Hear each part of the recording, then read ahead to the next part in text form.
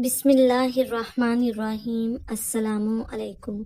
मोहतरम नाजरीन, इस तस्बीह को पढ़ने से एक पाँव ज़मीन पर और दूसरा पाँव जन्नत में होता है। नबी करीम सल्लल्लाहु अलैहि वसल्लम का फरमान है, वो इंसान जो ये तस्बीह पढ़ता है जन्नती कहलाता है। जन्नती है, जन्नती है। रमज़ान के मुबारक महीने में ये तस्बीह पढ़ना मत भूलें।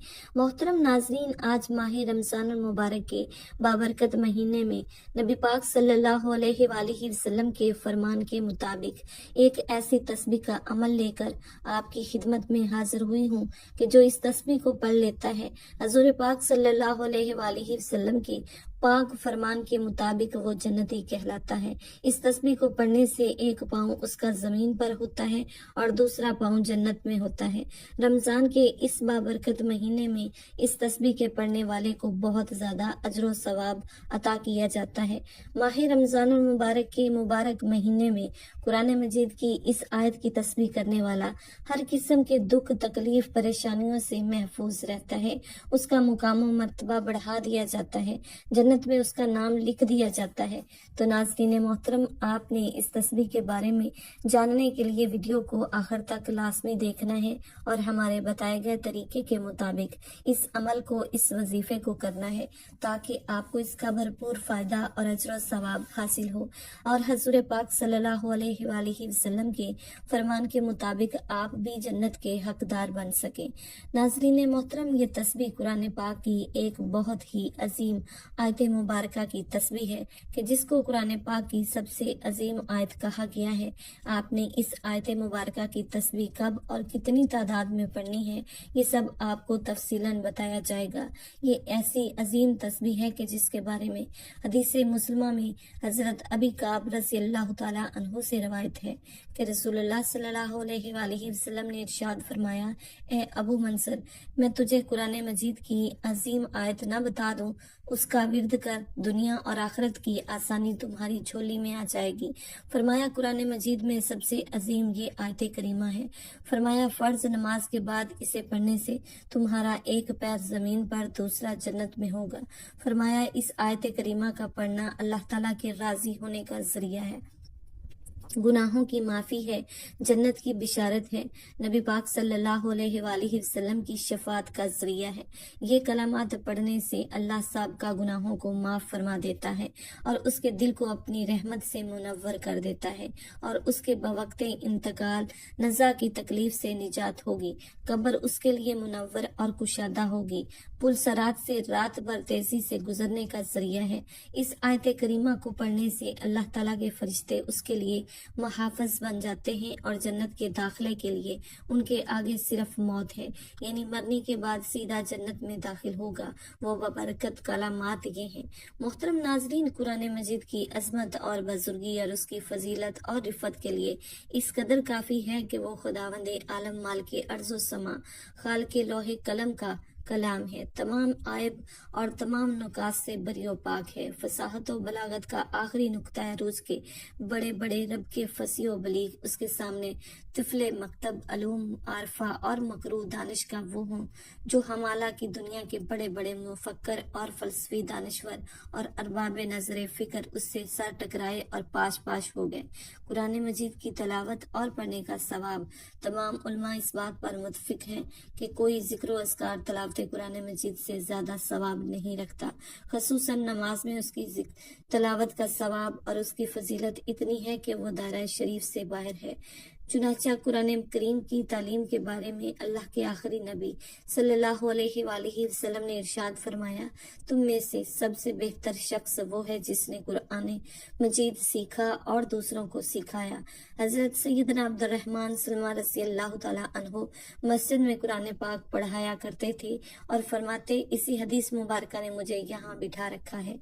हजरत उन्स रज़ियल्लाहु ताला अन्हु से रवायत है कि रसूलुल्लाह सल्लल्लाहु अलैहि वसल्लम ने इरशाद फरमाया, जिस शख्स ने कुरान पाक सीखा और सिखाया और जो कुछ कुरान पाक में है उस पर अमल किया, कुरान पाक उसकी शिफात करेगा और जन्नत में ले जाएगा। इसी तरह हजरत उन्स बिन मालिक रजी अल्लाह ताला अन्हु से रवायत है कि जिस शख्स ने कुरान मजीद की एक आयत याद की, दीन की कोई सुन्नत सिखाई, क़यामत के दिन अल्लाह ताला उसके लिए ऐसा सवाब तैयार फरमाएगा, उससे बेहतर सवाब किसी के लिए भी नहीं होगा। हमें भी चाहिए कि कुरान पाक की तालीम को आम करें, कुरान पाक पढ़ाया जाए, उससे औलाद की तरबियत करें तो हमें खुद को ढेरों सवाब और फजाइल हासिल होंगे। इससे हमारी नस्ल और हमारे मुआशरे में बेहतरी का समान है। हजूर अकरम सल्लल्लाहु अलैहि वसल्लम का फरमाने आलीशान है, जो शख्स अपने बच्चे को नाज़रा कुरान पाक सिखाए उसके अगले पिछले गुनाह माफ कर दिए जाते हैं। फरमाया, जिसने किताब अल्लाह से एक आयत सीखी, इल्म का एक बाब सिखाया, तो अल्लाह जल्ला शाना उसके सवाब को क़यामत तक के लिए जारी फरमा देगा। हजरत अबू हुरैरा रज़ी अल्लाह ताला अन्हु से रवायत है कि नबी करीम सल्लल्लाहु अलैहि वसल्लम ने फरमाया, जो लोग अल्लाह ताला के घरों में से किसी घर में जमा होते हैं और वो कुरान करीम की तलावत करते हैं और एक उसका दर्स देते हैं, उन पर सुकून नाजिल होता है और रहमत उन्हें ढांप लेती है और अल्लाह ताला उनका जिक्र फरिश्तों में फरमाता है। हजरत उकबा बिन आमर रज़ी अल्लाह ताला अन्हु बयान करते हैं कि रसूलुल्लाह सल्लल्लाहु अलैहि वसल्लम तशरीफ लाए, हालांकि हम चबूतरे पर बैठे हुए थे। नबी पाक सल्लल्लाहु अलैहि वसल्लम ने फरमाया, तुम में से किसको ये पसंद है कि वो हर रोज सुबह मदीना की पथरीली जमीन पर या एक बाजार जाए, वहां से बगैर किसी गुनाह और किता रहमी के दो बड़े बड़े कोहान वाली ऊँटनियां ले आए। हमने अर्ज किया, या रसूलल्लाह सल्लल्लाहु अलैहि वसल्लम, हम सबको ये बात पसंद है। आप सल्लल्लाहु अलैहि वसल्लम ने फरमाया, फिर तुम में से कोई शख्स सुबह को मस्जिद में क्यों नहीं जाता कि कुरान करीम की दो आयतें खुद सीखे, औरों को भी सिखाए, और ये दो आयतों की तालीम दो ऊँटनियों से बेहतर है। अल्लाह ताला इसका अजर क़यामत तक बढ़ाता रहेगा। एक हदीस पाक में है, जिस शख्स ने किताब अल्लाह की एक आयत या इल्म का एक बाब सिखाया, अल्लाह ताला उसका अजर क़यामत तक बढ़ाता रहेगा। तुम्हारा किसी को कुरान पाक की एक आयत सिखाने के लिए जाना तुम्हारे लिए 100 रकत अदा करने से बेहतर है, और तुम्हारा किसी को इल्म का एक बाब सिखाने के लिए जाना, उस पर अमल किया जाना या ना किया जाना तुम्हारे लिए 1000 रकत अदा करने से बेहतर है। वो खौफनाक दिन, जिस दिन छोटे छोटे सहारों को आदमी तरसेगा, कुरान पाक सीखने सिखाने और उस पर अमल करने वालों को कैसा अजीम सहारा मिलेगा। जिस कुरान मजीद को सीखते सिखाते और उस पर अमल करते थे, वो शफात करके दाखिले जन्नत कर लेगा। अगर हम कुरान पाक पढ़ना नहीं आता तो हमें कोशिश करनी चाहिए कुरान मजीद को जो लोग मजबूती से थाम लेते हैं तो अल्लाह ताला उनको बुलंद कर देता है।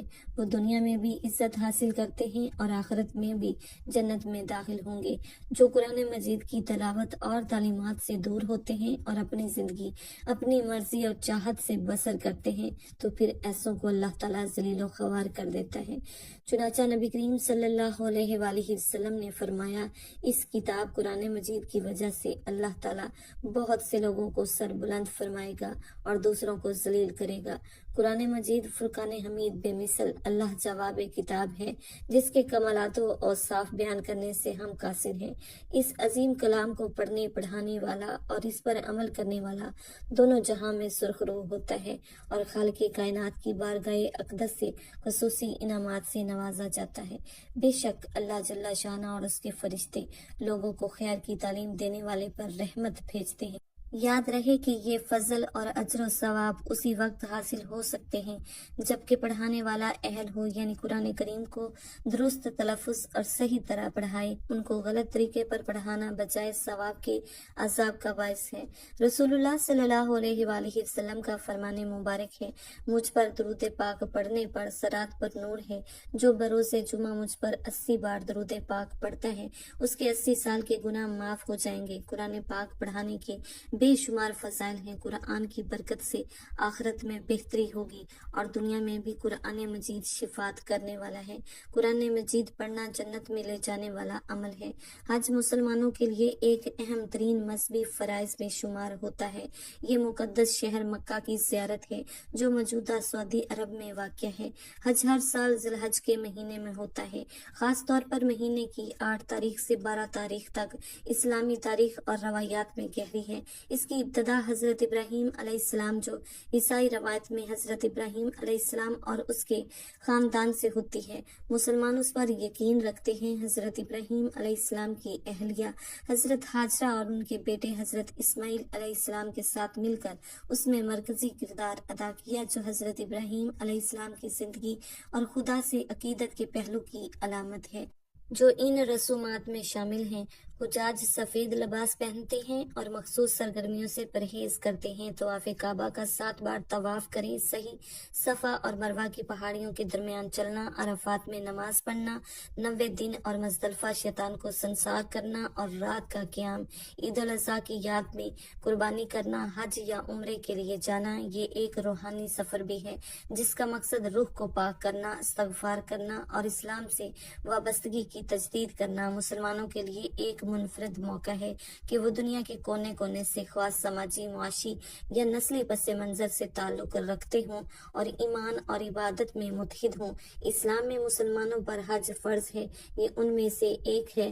اسلام کے 5 ستون ایک بنیادی مذہبی فریضے کی نمائندگی کرنا، تاہم یہ ذمہ داری مخصوص شرائط کے تحت لاگو ہوتی ہے، بشمول مالی اور جسمانی صلاحیت، پختگی اور سفر کی آزادی، جبکہ ہر مسلمان پر فرض نہیں۔ آج ہر سال زندگی بھر میں کم از کم ایک بار ان لوگوں کے لیے واجب ہے جو ان معیارات پر پورا اترتے ہیں۔ مکہ سے ایک مقدس شہر کی یہ زیارت گہری روحانی اہمیت رکھتی ہے جو اتحاد، عقیدت اور روح کی تزکیہ پر زور دیتی ہے۔ یہ ایک مسلمان کے عقیدے کا ایک مرکزی پہلو ہے اور اسلام سے اس کی وابستگی کا ایک طاقتور مظاہرہ ہے۔ آج اسلام میں اسلامی کیلنڈر کے دوران خاص طور پر 9 تاریخ کو فرض ہو گیا۔ اسلامی مہینہ ذی الحجہ اسلامی تاریخ میں یہ اہم الوداعی حج کے نام سے جانا جاتا ہے اور یہ پیغمبر اسلام کی آخری زیارت کے دوران ہوا تھا۔ اس سفر کے دوران رسول اللہ صلی اللہ علیہ وآلہ وسلم نے الوداعی خطبہ دیا، اسلامی تعلیمات کے بہت سے پہلو کو واضح فرمایا اور مختلف سماجی اور اخلاقی اصولوں کی اہمیت پر زور دیا۔ اس خطبے کے دوران ہی آپ صلی اللہ علیہ وآلہ وسلم نے اسلام کے پیغام کی تکمیل کا اعلان فرمایا اور یہ پیغام بھی دیا کہ مطلوبہ شرائط پر پورا اترنے والے مسلمان پر حج فرض ہو گیا۔ الوداع موقع پر پیغمبر اسلام کے اعلان نے حج کی فرضیت کو مضبوط کر دیا۔ یہ واقعہ اسلام کی تاریخ کا ایک لمحہ ہے اور مسلمانوں کی طرف سے سالانہ حج کے دوران اپنا ایمان اور پیغمبر رسول صلی اللہ علیہ وآلہ وسلم کی تعلیمات سے وابستگی کی یاد دہانی کے طور پر منایا جاتا ہے۔ آیت الکرسی جو قرآن کریم کی تمام آیات سے عظیم آیات ہے اور جس کی بڑی فضیلت بیان کی گئی ہے، صحیح احادیث مبارکہ سے ثابت ہے کہ یہ اللہ تعالیٰ کی صفات جلال، اس کی شان اور اس کی قدرت و عظمت پر مبنی نہایت جامع آیت کریمہ ہے۔ حضرت سیدنا ابی کعب رضی اللہ تعالیٰ عنہ بیان کرتے ہیں کہ نبی پاک صلی اللہ علیہ وآلہ وسلم نے ان سے پوچھا، اے ابو منظر، کیا تم جانتے ہو کہ تمہارے پاس کتاب اللہ کی سب سے زیادہ عظمت والی آیت کون سی ہے؟ میں نے جواب دیا، اللہ اور اس کے رسول صلی اللہ علیہ وآلہ وسلم ہی سب سے زیادہ جانتے ہیں۔ رسول پاک صاحب الاولاق صلی اللہ علیہ وآلہ وسلم نے دوبارہ پوچھا، اے ابو منظر، کیا تم جانتے ہو کہ تمہارے پاس کتاب اللہ کی سب سے زیادہ عظمت والی آیت کون سی ہے؟ میں نے کہا، آیت الکرسی۔ رسول اللہ صلی اللہ علیہ وآلہ وسلم نے میرے سینے پر ہاتھ مارا اور فرمایا، اللہ کی قسم، تو نے درست کہا، اے ابو منظر، تمہیں علم مبارک ہو۔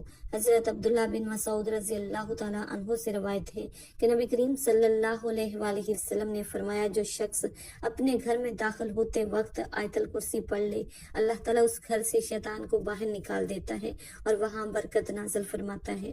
نبی کریم صلی اللہ علیہ وآلہ وسلم نے فرمایا، جو شخص ہر فرض نماز کے بعد آیت الکرسی پڑھے، اس کی اور جنت کے درمیان بس موت کا فاصلہ ہے۔ حضرت ابی ابن کعب رضی اللہ تعالیٰ عنہ سے روایت ہے کہ رسول اللہ صلی اللہ علیہ وآلہ وسلم نے فرمایا قرآن مجید میں سب سے عظیم آیت آیت الکرسی ہے۔ فرمایا گیا 11 بار آیت الکرسی کے بعد ایک بار سورہ یاسین پڑھنے سے اللہ صاحب کا گناہوں کو معاف فرماتا ہے اور اس کے دل کو اپنی رحمت سے منور کر دیتا ہے اور اسے بوقت انتقال نزا کی تکلیف سے نجات ہوگی، قبر اس کے لیے منور اور کشادہ ہوگی، پلسرات پر اس کے قدم ڈگمگائیں گے نہیں اور جنت کے داخلے کے لیے ان کے آگے صرف موت ہے، یعنی مرنے کے بعد سیدھا جنت میں داخل ہوگا، کیونکہ آیت الکرسی کے 170 حروف ہیں۔ اگر ان حروف کی تعداد کے مطابق روزانہ اللہ پاک سے مانگے اس سے سب کچھ ملے گا، مرتبے اور عزت میں بے حد اضافہ ہوگا، رزق میں بہت زیادہ کشادگی آئے گی، پہاڑ جتنا قرض ہو اللہ تعالیٰ اس آیت کریمہ پڑھنے سے قرض کی ادائیگی کے اسباب پیدا فرما دیتا ہے اور جنات شیاطین سے محفوظ رہے گا، گھر میں سکون آئے گا، بندشیں دور ہوں گی، دل کو سکون ملے گا، عمر بھر عیش و آرام کی زندگی بسر کرے گا، کوئی بھی شخص اپنے قول و فعل سے کسی قسم کی تکلیف اور اذى نہیں پہنچا سکے گا، لوگوں کی نظروں میں معزز و مکرم بلکہ اشرف بن جائے گا۔ اس کے علاوہ بھی اس کے اتنے فوائد ہیں کہ شمار کرنے سے باہر ہیں۔ حدیث مسلم میں ہے، حضرت سیدنا ابو ہریرہ رضی اللہ تعالیٰ عنہ بیان کرتے ہیں کہ رسول اللہ صلی اللہ علیہ وآلہ وسلم نے مجھے رمضان کے زکوٰۃ صدقہ فطر کی حفاظت کے لیے مقرر فرمایا۔ ایک رات کو ایک آنے والا آیا اور اس نے اپنے کپڑے میں کھانے والی چیزیں ڈالنا شروع کر دی۔ میں نے اسے پکڑ لیا اور کہا کہ میں تجھے رسول اللہ صلی اللہ علیہ وآلہ وسلم کی خدمت اقدس میں پیش کروں گا۔ اس نے کہا کہ مجھے چھوڑ دو، میں محتاج، یالدار اور سخت حاجت مند ہوں۔ میں نے اسے چھوڑ دیا۔ صبح ہوئی تو رسول اللہ صلی اللہ علیہ وآلہ وسلم نے فرمایا، اے ابو ہریرہ، اپنے رات کے قیدی کا حال تو سناؤ۔ میں نے عرض کیا، اے اللہ کے رسول صلی اللہ علیہ وآلہ وسلم، جب اس نے کہا کہ وہ سخت حاجت مند اور عیالدار ہے تو میں نے رحم کرتے ہوئے اسے چھوڑ دیا۔ آپ صلی اللہ علیہ وآلہ وسلم نے فرمایا، اس نے تم سے جھوٹ بولا اور پھر آئے گا۔ اب مجھے یقین ہو گیا کہ وہ دوبارہ آئے گا، کیونکہ رسول اللہ صلی اللہ علیہ وآلہ وسلم نے یہ خبر دی تھی کہ وہ دوبارہ آئے گا، سو میں چکنا ہو گیا۔ چنانچہ وہ آیا اور اس نے اپنے کپڑے میں خوراک ڈالنا شروع کر دی۔ میں نے اسے دوبارہ پکڑ لیا اور کہا، تجھے ضرور رسول اللہ صلی اللہ علیہ وآلہ وسلم کی خدمت بابرکت میں پیش کروں گا۔ کہنے لگا، مجھے چھوڑ دو، میں بہت محتاج ہوں اور مجھ پر اہل و عیال کی ذمہ داریوں کا بوجھ ہے، اب میں آئندہ ایسا نہیں کروں گا۔ میں نے رحم کھاتے ہوئے پھر چھوڑ دیا۔ صبح ہوئی تو رسول اللہ صلی اللہ علیہ وآلہ وسلم نے فرمایا، اے ابو ہریرہ، اپنے قیدی کا حال سناؤ۔ میں نے عرض کی، اے اللہ کے رسول صلی اللہ علیہ وآلہ وسلم، اس نے سخت حاجت اور اہل و عیال کی ذمہ داری کا بوجھ کا ذکر کیا تو میں نے ترس کھاتے ہوئے اسے پھر چھوڑ دیا۔ آپ صلی اللہ علیہ وآلہ وسلم نے فرمایا، اس نے تم سے پھر سے جھوٹ بولا اور پھر بھی جھوٹ بولا اور وہ پھر آئے گا۔ میں تیسری بار اس کی گھات لگائی تو وہ پھر آیا۔ اس نے اپنے کپڑے میں کھانے کی اشیاء ڈالنا شروع کر دی۔ میں نے اسے پکڑ لیا اور کہا، اب میں تجھے رسول اللہ صلی اللہ علیہ وآلہ وسلم کی خدمت میں ضرور پیش کروں گا، بس یہ تیسرا اور آخری دفعہ ہے۔ تو روز کہتا ہے کہ اب نہیں آئے گا، لیکن وعدہ کرنے کے باوجود پھر آ جاتا ہے۔ اس نے کہا، مجھے چھوڑ دو، میں تمہیں کچھ ایسے کلمات سکھا دیتا ہوں جن سے اللہ تعالیٰ تمہیں نفع دے گا۔ میں نے کہا، وہ کیا کلمہ ہے؟ کہنے لگا، جب بستر پر آؤ تو آیت الکرسی لا الہ الا اللہ سے لے کر آخر تک پڑھ لیا کرو، ساری رات بہتر محافظ تمہاری حفاظت کرتا رہے گا اور صبح تک کوئی شیطان تمہارے قریب نہ آ سکے گا۔ میں نے اسے چھوڑ دیا۔ صبح ہوئی تو رسول اللہ صلی اللہ علیہ وآلہ وسلم نے فرمایا، اے ابو ہریرہ، اپنے رات کے قیدی کا حال سناؤ۔ میں نے عرض کی، یہ اللہ کے رسول صلی اللہ علیہ وآلہ وسلم، اس نے کہا کہ وہ مجھے کچھ ایسے کلمات سکھائے گا جن سے اللہ تعالیٰ مجھے نفع دے گا۔ یہ سن کر میں نے اسے پھر چھوڑ دیا۔ نبی پاک صاحب الولاق صلی اللہ علیہ وآلہ وسلم نے فرمایا، وہ کلمات کیا ہیں؟ میں نے عرض کی، اس نے مجھے کہا کہ جب بستر پر جاؤ تو اول سے آخر تک مکمل آیت الکرسی پڑھ لیا کرو، تو ساری رات اللہ تعالیٰ کی طرف سے ایک محافظ تمہاری حفاظت کرے گا اور صبح تک کوئی شیطان تمہارے قریب نہ آ سکے گا۔ صحابہ کرام رضی اللہ تعالیٰ عنہم خیر و بلائی کے سیکھنے کی حد درجہ شائق تھے۔ یہ سن کر نبی کریم صلی اللہ علیہ وآلہ وسلم نے فرمایا، اس نے تم سے بات تو سچی کہی، حالانکہ وہ خود جھوٹا ہے۔ اے ابو ہریرہ، کیا تمہیں معلوم ہے کہ تم 3 راتیں کس سے باتیں کرتے رہے ہو؟ میں نے عرض کی، نہیں۔ تو رسول اللہ صلی اللہ علیہ وآلہ وسلم نے بتایا، وہ شیطان تھا۔ تو محترم ناظرین، وقت کی نزاکت کو مد نظر رکھتے ہوئے آئیے آج کے وظیفے کی جانب چلتے ہیں کہ آپ نے قرآن پاک کی وہ عظیم آیت کون سی ہے کہ جس کی تسبیح کرنی ہے اور کتنی تعداد میں کرنی ہے۔ تو ناظرین، قرآن پاک کی سب سے عظیم آیت آیت الکرسی ہے، جس کے بارے میں پہلے بھی تذکرہ ہو چکا ہے۔ تو آپ نے اس عظیم آیت کا ورد، اس کی تسبیح کرنی ہے۔ حضور پاک صلی اللہ علیہ وآلہ وسلم کا فرمان ہے کہ جو اس آیت کی تسبیح پڑھ لیتا ہے تو اس کا ایک پاؤں زمین پر دوسرا جنت پر ہوتا ہے، وہ جنتی کہلاتا ہے۔ اور ماہ رمضان المبارک میں اس تسبیح کی تلاوت، اس کا ورد کرنے والے کو بہت زیادہ اجر و ثواب ملتا ہے۔ تو ناظرین محترم، آپ نے وظیفہ شروع کرنے سے پہلے حضور پاک صلی اللہ علیہ وآلہ وسلم کی ذات اقدس پر درود پاک کا نذرانہ پیش کرنا ہے۔ ایک مرتبہ ثواب کے لیے میرے ساتھ بھی درود پاک پڑھ لیں۔ اللہم صلی علی محمد وعلی آل محمد کما صلیت علی ابراہیم وعلی آل ابراہیم انک حمید مجید۔ اللہم بارک علی محمد وعلی آل محمد کما بارکت علی ابراہیم وعلی آل ابراہیم انک حمید مجید۔ درود پاک پڑھنے کے بعد آپ نے قرآن پاک کی اس عظیم آیت الکرسی کا ورد کرنا ہے اور اس کو 33 مرتبہ آپ نے پڑھنا ہے۔ 33 مرتبہ آیت الکرسی کی تسبیح کرنے کے بعد ایک مرتبہ سورہ یاسین پڑھ لینی ہے اور پھر توبہ استغفار کی کثرت کرنی ہے، کیونکہ توبہ استغفار سے انسان کے تمام صغیرہ کبیرہ گناہوں کی معافی مل جاتی ہے۔ تو اپنے تمام صغیرہ کبیرہ گناہوں کی معافی مانگتے ہوئے یہ عمل کر لینا ہے، تاکہ گناہوں کی پکڑ کی وجہ سے آپ کا یہ تسبیح کا عمل ضائع نہ ہو جائے۔